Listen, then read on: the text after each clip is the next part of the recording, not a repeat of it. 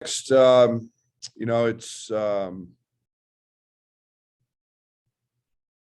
did some good things in the Wisconsin game. Was I thought after we got out of the first 8 minutes of that game, I thought our defense had a little teeth. And then I thought offensively we were pretty efficient. And a night where we didn't shoot free throws well and we didn't shoot the three ball very well. To have a 16-point lead, I thought we were pretty good in some other areas. So on to Indiana, playing great. Obviously a team that everybody knows Trace and his national reputation. They're a team that beat Purdue basically without it, and they were great. They've got a lot of veterans. They've got a lot of guys back. Mike's doing a great job of adding his spin to this team, and we've seen a guy in Race Thompson that's made dramatic improvement. Is really playing well. The portal has been great to them. Obviously Miller Kopp coming from Northwestern, Parker Stewart, and then Xavier Johnson. Xavier's he's playing great. And then you got Fennessy coming off the bench, and Galloway, and I remiss, Galloway's been terrific for them. Big fan of his. But this is a team that's playing really fast. They're great in transition. They've got a little bit of a Michigan State feel to me in terms of what they're doing defensively. I'm sure Dane's brought a little of that with him. Just getting to the ball, swarming the paint, making everything that's hard. They're denying. They're out pressuring much more than they have in the past, and that's helped them get into transition. So we're gonna have to work hard to run offense. We'll have to be great in transition. We'll have to be physical on the boards, and again, a good Indiana team. Brad, what's the overall health for you guys right now? I haven't been to practice yet today, and I haven't got a report of anything that anybody's ill. Okay. Coleman specifically, only 2 minutes last game. He seems like a guy that you would need defensively if he's following his assignments. Yeah, very much. And don't make too much about one game, and he's a guy that can help us and needs to help us. Thanks. Brad, Trace Jackson Davis, I caught a quote that he said he was surprised Wisconsin didn't double Kofi more. But I wonder, is part of that not giving a defense an opportunity to get into a double team? Yeah, I mean, we've seen doubles, triples. We've seen single coverage. We go back to some of our games in the non-league, when we didn't have point guards. Kofi saw 2 doubles, triples. I mean, he passes the ball out. Everybody does something a little different. Every game's independent of themselves, and whatever somebody else does, I don't worry about that. We got to act accordingly, and somebody else coming up may do something completely different. So it's nice to have options. They did a great job of taking Plummer away. They stayed with him, and on all of our shakes and our and high shakes, they did a great job with it. But that's okay. We've got options beyond that. And what do you think is key against Trace Jackson Davis? I know he's not the only guy to focus on, but he draws a lot of attention. Sure. I mean, you can't give him easy baskets. You've got to stay between him and the rim. He's an explosive athlete. He's a great downhill runner in terms of playing on offense. He's got great speed. He gets out. If he gets behind you on a lob, on a ball screen, gets behind the defense, he's a great lob catcher and finisher. he's terrific. And, he's a guy that, works really hard at rip driving it. So he's one of the best players, not only in our league, but in the country. And you just got to make things difficult for him. And that's easier said than done. Mhm. All right. Thank you.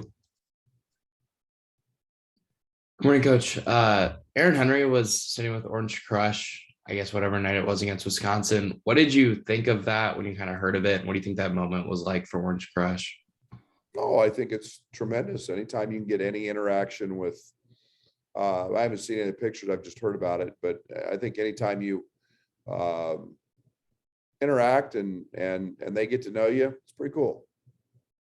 And you tweeted yesterday that it might be Coach Bielema's turn to get into the student section next. Is that something that you kind of want to make happen before the end of the season potentially?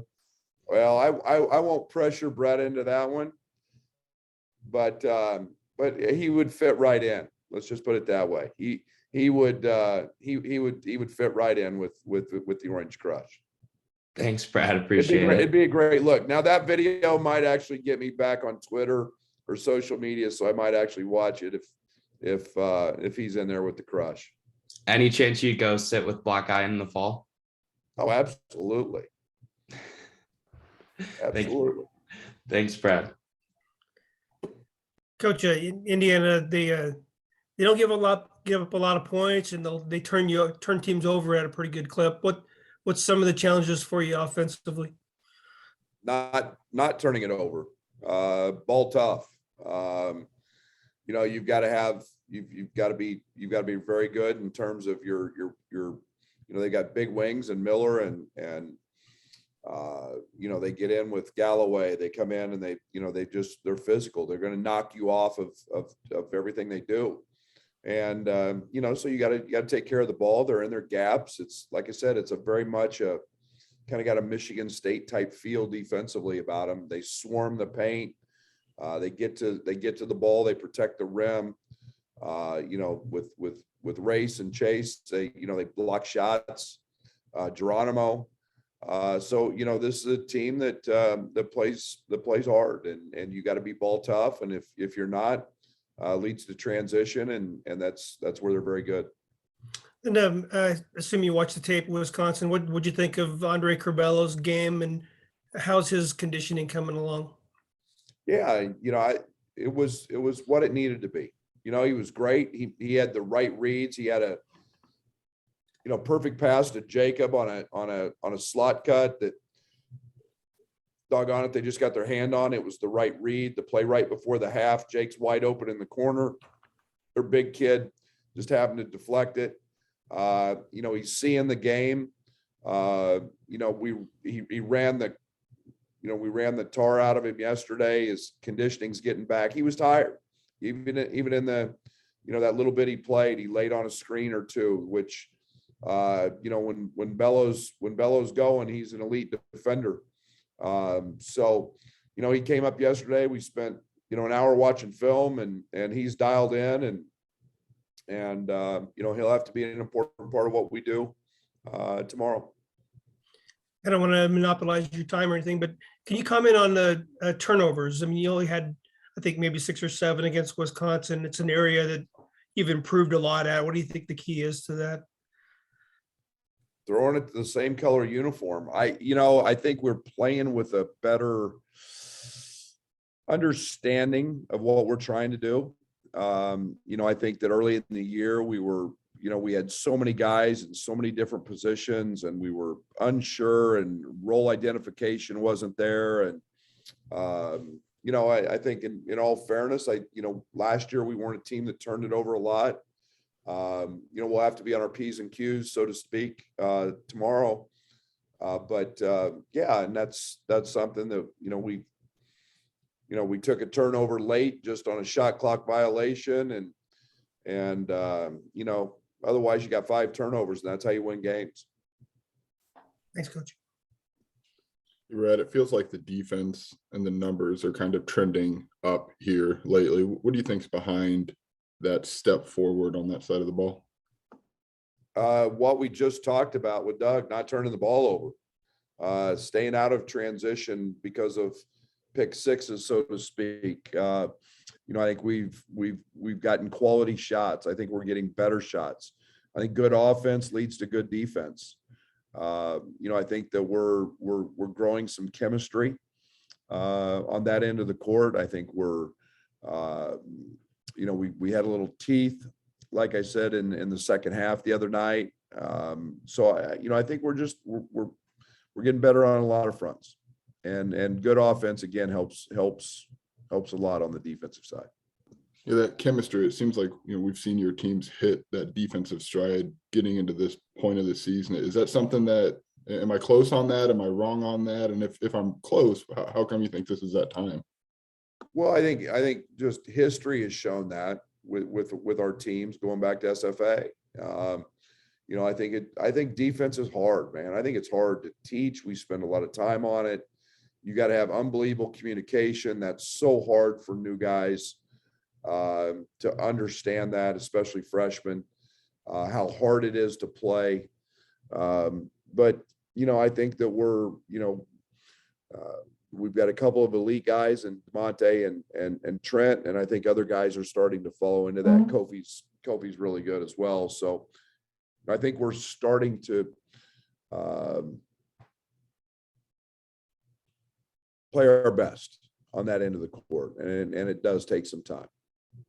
And one more, if I could. I know you kind of touched on this after the Wisconsin game, but having two guys, it just doesn't seem like there's a lot of college basketball programs who have 3 or 4 wing options. If you have guys like Trent and DeMonte who can, neutralize or really slow down the top two, what does that do for you guys when you can just say, okay, you two go and kind of maybe roll the dice that another team's got either the talent or they're on that night?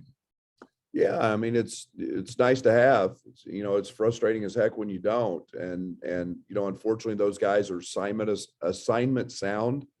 They don't make a ton of scouting report mistakes, which enables them to be very good. And then and a guy like Trent, he never takes possession off. He's and DeMonte for that matter. They their motors run at a really high level, and that's what travels. Effort travels, and those guys do that at a high clip, and it's not easily done. That's a cliche that sounds pretty common. Well, just go play hard. Well, it's not easy to do, and we're fortunate that those two guys do that. Thanks, Brad. Hey, Brad, I'm sorry, Scott, my fault. I don't know if there's an easy answer when teams are maybe just dedicated to guarding Plummer as closely as maybe Wisconsin did. But I mean, is there a priority to try and get him maybe some cleaner looks just to get his life a little easier on that end? Not really. I love the space he creates. He's going to get some opportunities, but yeah, and I mean, we ran 3 or 4 good actions to get him shots, and again, to Brad's credit, Brad Davis, and he's their version of Trent. He was glued to him. He did a great job. He's very assignment sound. Their bench reacted when he did hit one, so it was a big piece of what they were doing. But that's okay. If you're pulling a defender that tight, that means he's not in help, and he's creating space for us. So, we run enough stuff to get plum shots. We don't have to add to that package, but the space he creates is to our advantage. I mean, just as quick of a release as he has, is he a guy that can kind of maybe handle that type of defense and still, in theory, get the same kind of production? Yes, and he's a very, very good hard shot maker. And, he shoots better with a hand in him than he does open. And so, but he's got that ability. Okay. Thanks, Brad.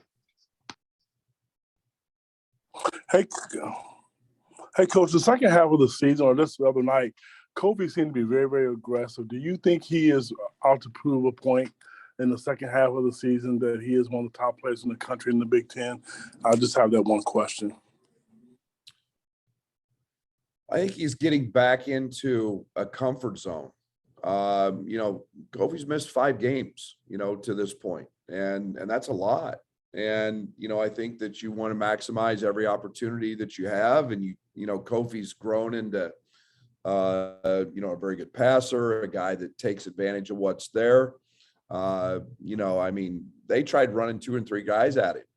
It wasn't like they left him single coverage, covered the whole night. There was a lot of digging, there was a lot of support, and Kofi was, a lot of times Kofi can go through double teams and triple teams. It all depends on when he comes, but he's, I think he's playing back into coming out of the COVID, coming out of the concussion. He's had a tough January, from that standpoint. With COVID and then the long layoff with the concussion. I just think I don't know if he's out to prove a point. You'd have to ask him, but I think he's rounding back into what is really good shape. Thank you. Hey, Coach, quick follow-up. Seems like every year this time of the season, scouting plays a really big role in how teams finish out the schedule. Can you comment on how your staff has been doing with scouting and how the team's doing with not making scouting mistakes?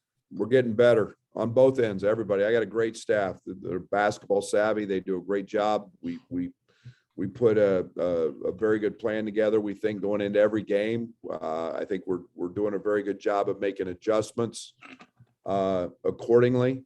We have seen a lot of changes, and teams do different things against us, because of personnel. So we are having to make adjustments on the fly, but I think it's great. And I think our players are, pretty understanding of what we're trying to do and in those adjustments. So all in all, I think we're in a pretty good place. Thank you. I want to kind of rephrase my health question. I was thinking about Trent and how he had a third air ball the other night. Seems very unusual for him. Not tired legs. I know we're reaching that time of the season where guys are worn out. No. Trent doesn't come out of practice. Trent is a, I wouldn't worry too much about that, because of the one guy I know I don't have to worry about strength Frazier. Thanks. But I wanted to follow up. The other night, you talked about Michael Beasley and just the things he did on the floor. But I know him and Kofi are like way different players, but how is the impact or what they do to the team similar in the sense that they're kind of different from what a lot of college basketball players have? Good players make themselves better. Great players make their teammates better. And both of those guys are great, and they make their teammates better because of their ability to score the basketball once they have it. And you have to physically and mentally have a plan for those guys, and then they both have the ability to beat that plan, but they also have the ability to make the other guys better when you try to execute that plan. And that's the ultimate compliment, is to make your teammates' abilities rise because of a way a coach or a team tries to play you. And Mike had that ability. Mike was so hard to stop anyway. He was so gifted with the basketball, but Kofi does it in a different way because he attracts so much attention just with size. But very, very, very, very skilled. Not good players, but they're both great players. I'm guessing there's comfort in that as a coach, having one of those two guys on the floor. Absolutely. There's no doubt about that. Thanks, Brad. Appreciate it. Brad, it's hard not to notice tomorrow night or Saturday, there'll be this will be a game with a lot of 21 to 24-year-olds on the floor on both sides. With your experience, like, what's the difference between coaching an older team than a younger team? Trust. I think you start to trust guys. You don't have to you feel like what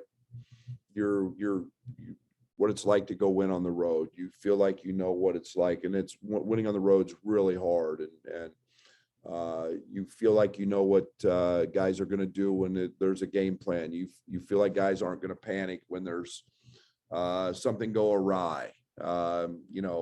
So I think it's just trust, and that's something that Mike has with his team, and there's a lot of veterans out there that have been through a lot of battles, and